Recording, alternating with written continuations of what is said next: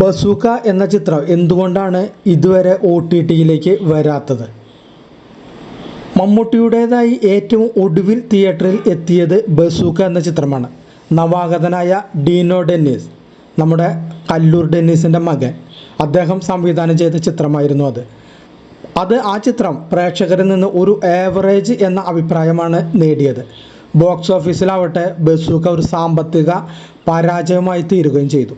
മമ്മൂട്ടിക്കൊപ്പം നടനും സംവിധായകനുമായ ഗൗതം വാസുദേവ് മേനോൻ പ്രധാന വേഷത്തിലെത്തിയ ബസൂക്ക ഇനിയും OTT-യിൽ എത്തിയിട്ടില്ല. മെഗാസ്റ്റാറും ഗൗതം മേനോനും ആദ്യമായി ഒന്നിച്ച Dominic and the ladies purse എന്ന ചിത്രവും ഇതുപോലെ OTT റിലീസ് വൈകിയ അവസ്ഥയിലാണ്. പുതിയ റിപ്പോർട്ടുകൾ അല്ലെങ്കിൽ പുതിയ ചില വാർത്തകൾ അനുസരിച്ച് ഡൊമിനിക് ആൻഡ് ദി ലേഡീസ് പേഴ്സിനെ പോലെ തന്നെ ഡിജിറ്റൽ റൈറ്റ് സംബന്ധിച്ച തർക്കങ്ങളെ തുടർന്നാണ് ബസൂക്ക ഇനിയും OTT സ്ക്രീനുകളിൽ എത്താത്തതെന്നാണ് ചില വിവരങ്ങൾ ലഭിക്കുന്നത്. മമ്മൂട്ടിയുടെ ഈ വർഷം ഇറങ്ങിയ 2 ചിത്രങ്ങളും OTT-യിൽ റിലീസാവാത്തതിൻ്റെ നിരാശയിലാണ് സൂപ്പർ താരത്തിൻ്റെ ആരാധകരും സിനിമാ പ്രേമികളും. കഴിഞ്ഞ ചില വർഷങ്ങളായി ഗംഭീര സിനിമകളുടെ ഭാഗമായും അത്യുജ്വല പ്രകടനങ്ങൾ കൊണ്ടും ഞെട്ടിച്ചുകൊണ്ടിരിക്കുന്ന മെഗാസ്റ്റാറിനെ 2025-ൽ ഒരു ആവറേജ് തുടക്കമാണ് കിട്ടിയത്.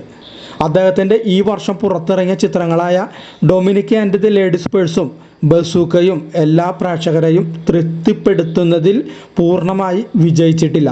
ഗൗതം വാസുദേവ് മേനോൻ സംവിധാനം ചെയ്ത ചിത്രം ബോക്സ് ഓഫീസിൽ ആവറേജ് വിജയമായപ്പോൾ ഡീനോ ഡെന്നിസിൻ്റെ ആദ്യ സംവിധാന സംരംഭം സാമ്പത്തിക പരാജയമായി തീർന്നു. റിപ്പോർട്ടുകൾ അനുസരിച്ച് ബസൂക്ക OTT-യിൽ റിലീസാവാത്തതിന് കാരണവും ഇതുതന്നെയാണ്.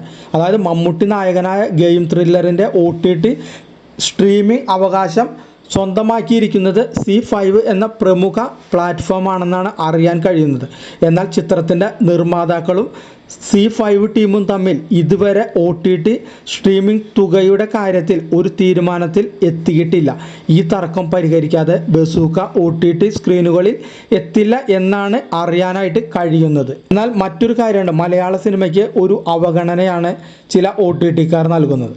അതെന്താണെന്ന് വെച്ചാൽ എത്ര വലിയ താരം അഭിനയിക്കുന്ന ചിത്രമാണെങ്കിലും തിയേറ്ററിൽ പരാജയമായി തീർന്നാൽ OTT പ്ലാറ്റ്ഫോമുകൾ മലയാളം പ്രൊജക്റ്റുകൾക്ക് നൽകുക തുച്ഛമായ തുകയാണ്. എന്നാൽ മറ്റു ഭാഷകളിലെ പരാജയ ചിത്രങ്ങൾ പോലും ഇവർ അവിശ്വസനീയമായ വില കൊടുത്ത് വാങ്ങാൻ തയ്യാറാവുന്നു. ഈ പ്രവണതയ്ക്കെതിരെ മലയാളത്തിലെ പല പ്രമുഖ താരങ്ങളും സംവിധായകരും പ്രൊഡ്യൂസർമാരും മുൻപ് പരസ്യമായി രംഗത്ത് വന്നിരുന്നു. മലയാളത്തിൽ കഴിഞ്ഞ വർഷം പുറത്തിറങ്ങിയ പല ചിത്രങ്ങളും തിയേറ്ററിൽ അർഹിക്ക വിജയം നേടിയില്ല എന്ന ഒറ്റ കാരണം കൊണ്ട് OTT റിലീസ് ലഭിക്കാതെ ഇരിക്കുകയാണ്. സ്ട്രീമിംഗ് തുകയുടെ പേരിൽ ധാരണ ആയില്ല എന്ന ഒറ്റ കാരണത്താലാണ് ജനുവരിയിൽ പുറത്തിറങ്ങാനിരുന്ന മോഹൻലാൽ ചിത്രം തുടരും അത് റിലീസ് ഏപ്രിലിലേക്ക് മാറ്റിയത്. ഇതിനെതിരെ സംവിധായകൻ തരുൺ മൂർത്തി ഒരു സോഷ്യൽ മീഡിയ പോസ്റ്റിലൂടെ ശക്തമായി പ്രതികരിച്ചിരുന്നു.